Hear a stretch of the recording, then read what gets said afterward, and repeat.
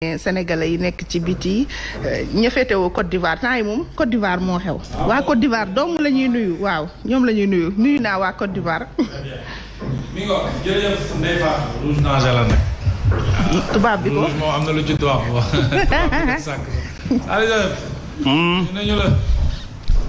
fay naa leen maa ngi leen di nuyu bu baax a baax a baax. Mohamed jarul reetaan bàyyi lool ngay def.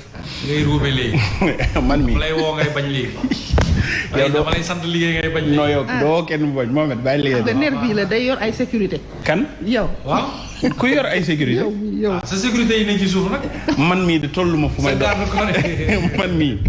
man mii de tollu gu ma foofu te nitu jàmm laa rek goo xam ni réew mépp xam naan sama taxawaayu nitu jàmm. jàmm nga woote. jarul def dara jarul def dara temps yi booy yi nga xam ne dañuy këf ci moto yi. nan ko wàññi waay surtout côté Sacré-Cœur bi ci wetu Brioche Dorée bi sonn nan trop. waaw sonn nan trop ñu góorgóorlu.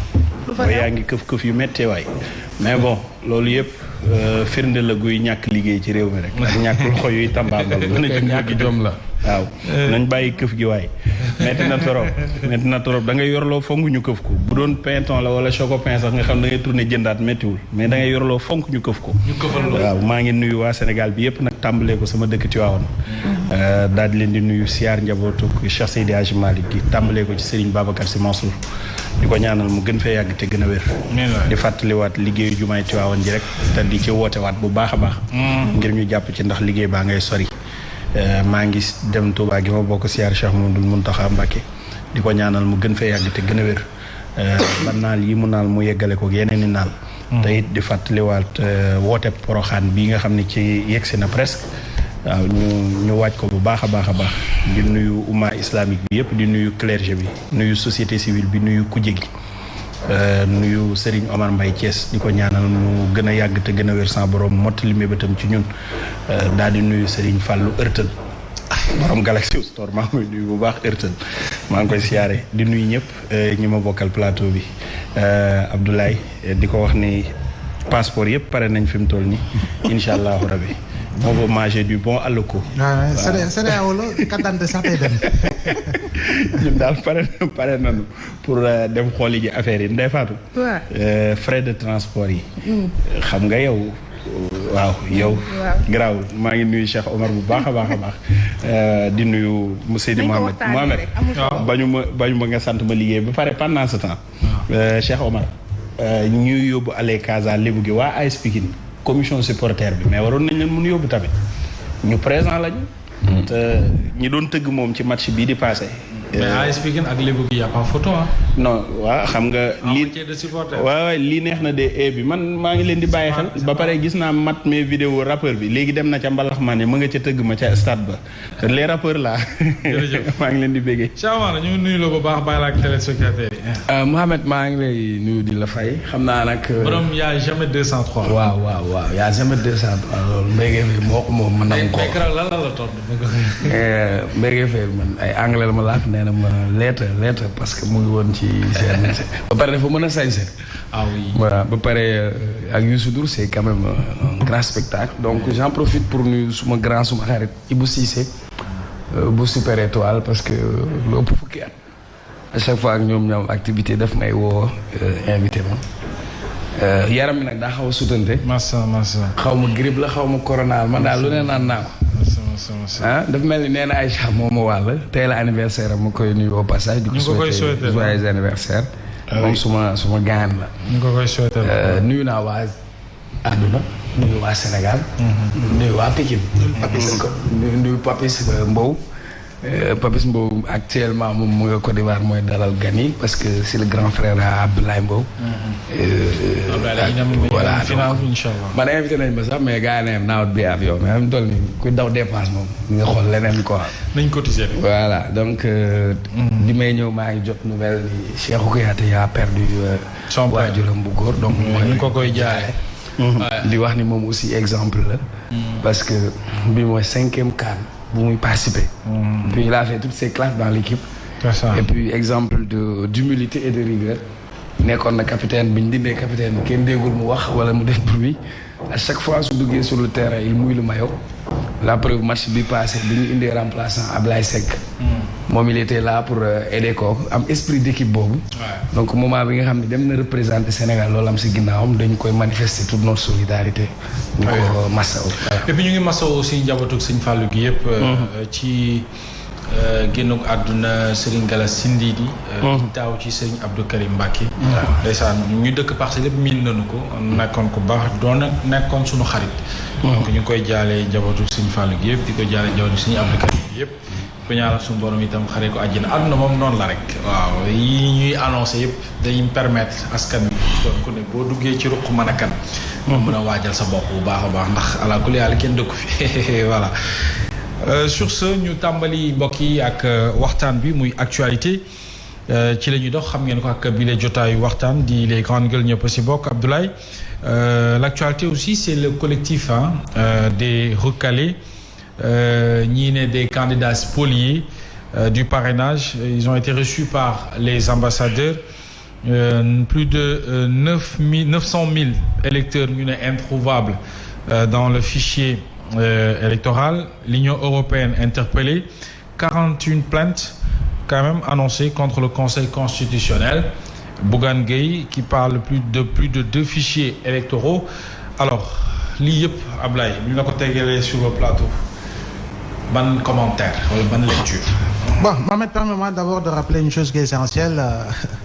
Partiellement de ko brosser pour dire que en fait quand l'amitié est bâtie sur la sincérité de l'amour, c'est la plus belle idée depuis l'invention du bonheur. Ouais. Donc à Néné, nous lui souhaitons véritablement joyeux anniversaire, une très longue vie. Voilà, nekk yàlla defal ko tawfeex ak taysir. Amiin. Bu weesoo loolu defe naa ni jamono ji depuis le début du processus on ne cesse véritablement de lancer l'alerte. C'est ça. Lancer l'alerte en réalité dafa bokk li nga xam ne moo di rôle taskatu xibaar bi. parce que itamit jàngat gi muy jàngat ak la muy jot amaana si xibaar na mu koy commenter analyser ko. du jël si benn pàcc rek day xool pàcc yi nu mu gën a yaatoo. Pour véritablement mu xool fan dëgg-dëgg la mbir mi di sooxee te mbir mi fu muy sooxee depuis le début on a cessé de rappeler que en réalité mu ngi jëm si li nga xam ne mooy processus bi nañ ko tëggee lan moo di si transparence à ce niveau on se rend compte de plus en plus et de mieux en mieux que processus bi en réalité la manière dont nous avons adopté le parrainage sans avoir su l'adapter en réalité dafa nekk benn noyau boo xam ne en réalité c'est un puits de problème ce puits de problème là tey nii moo jur li nga xam ne ñu ngi koy gis ba tey jëm si ñi nga xam ne recalé nañ leen te ñoom dañoo jàpp ni façon bu ñu leen recalé en réalité correspondrul si respecter seen àq ak seen yelleef gis nga en matière de droit comme nous ko Maître Adama Gueye rappelé et d'autres juristes en matière de droit on ne délègue pas li nga xam ne mooy le contrôle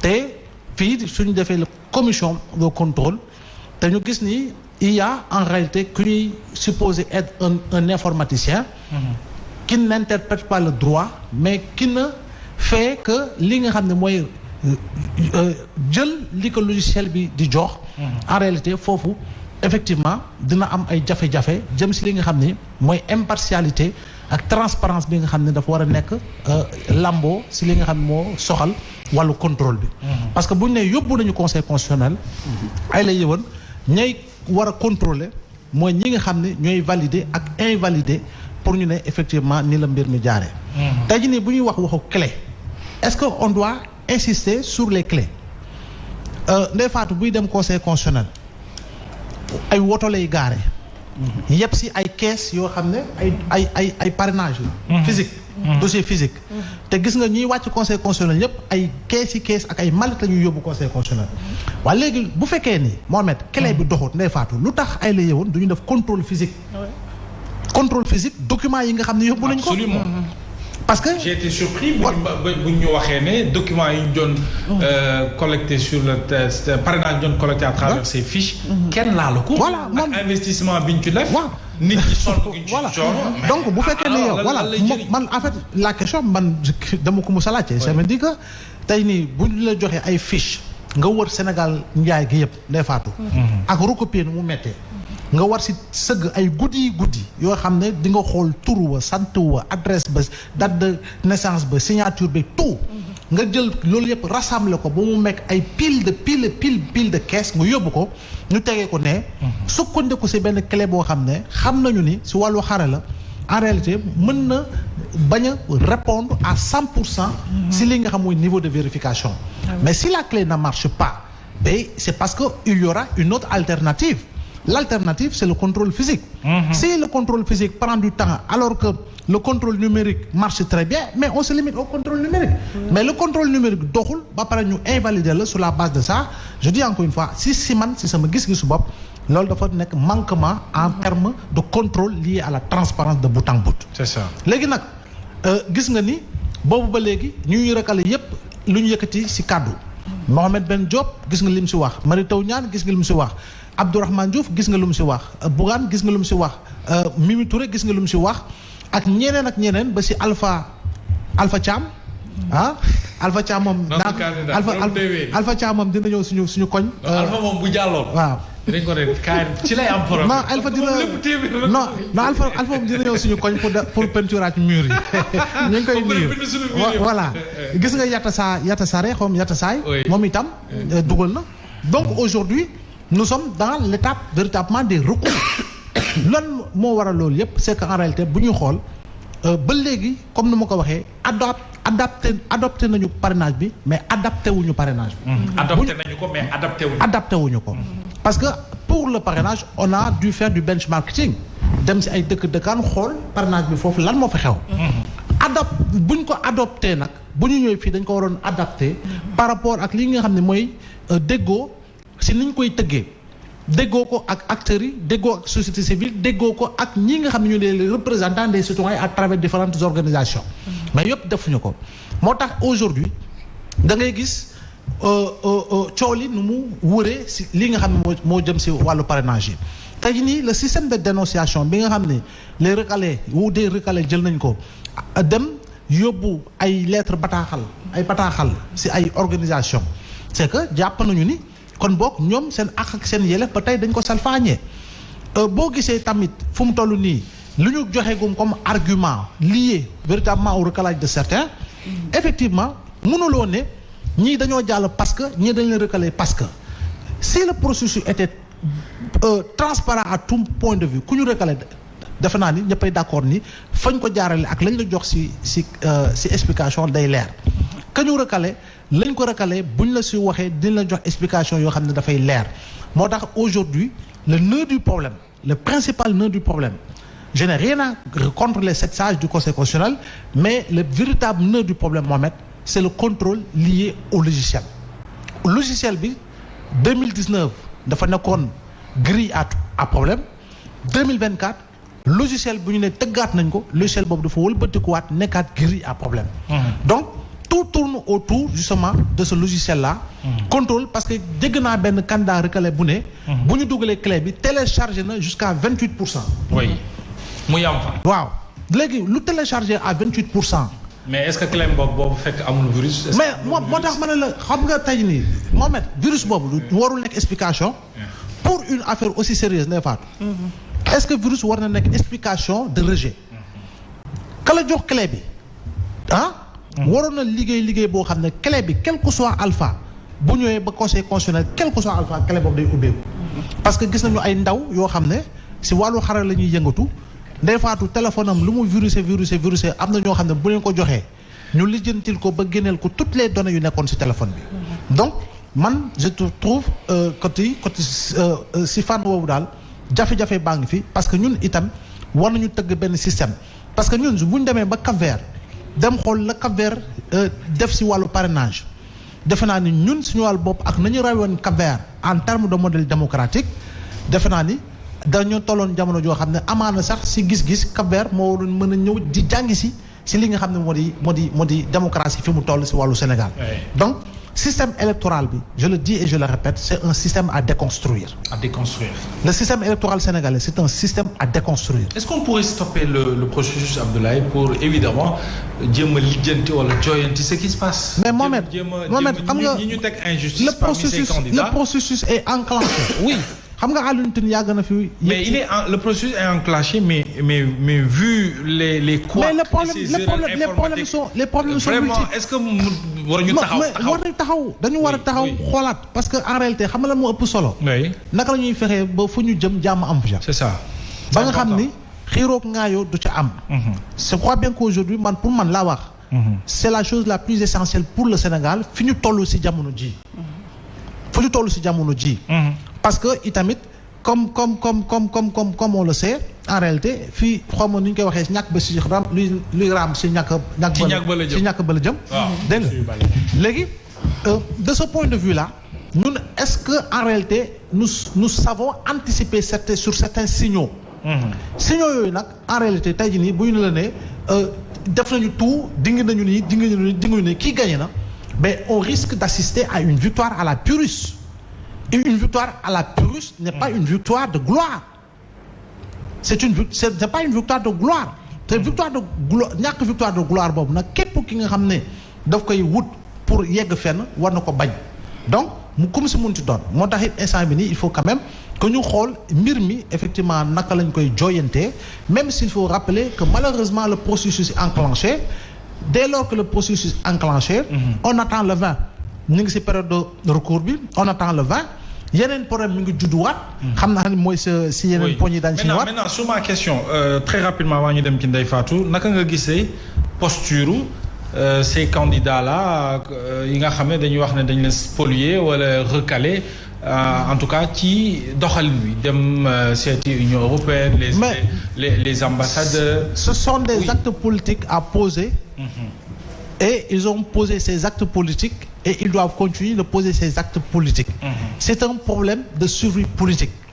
S'ils ne le font pas en réalité, en fait, tout en sachant qu'ils se sentent lésés, en réalité, dañ leen di féetale ci ginnaaw rek. Et puis les gens ne regarderont pas dans le rétroviseur. Donc ñoom seen wàll bopp regroupement boobu warul sax yem si ñu ma gisugum comme visage. Ce regroupement dafa war a mën a yaatu entre ñoom dañoo war a lëkkaloo.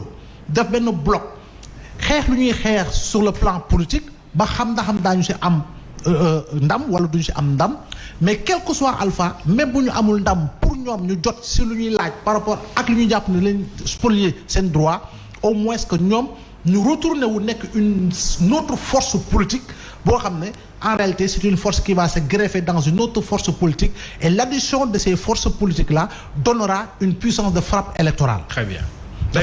Voilà loolu il faut que ñu tenir ce compte bu fekkee ni ñoom en réalité am na loo xam ne dañ koy jàpp parce que la réaction jamono ji fii ñuy jëm présidentielle ce n'est pas une réaction qui doit être uniquement systématique la réaction elle doit également être systémique mi ngoog loolu leer na Ndeye Fatou sur le sujet ak collectif des recalés wala des candidats spoliés en tout cas ils ont été reçus par les ambassadeurs maintenant si on parle de 900 000 électeurs introuvables dans le fichier est-ce que jarul ñu def ci ak taxaw seetlu l'Union européenne qui est interpellée que lu toll ci ñeent fukk ak benn ci ay plaintes yu nga xam te ñu ngi ko annoncé contre le Conseil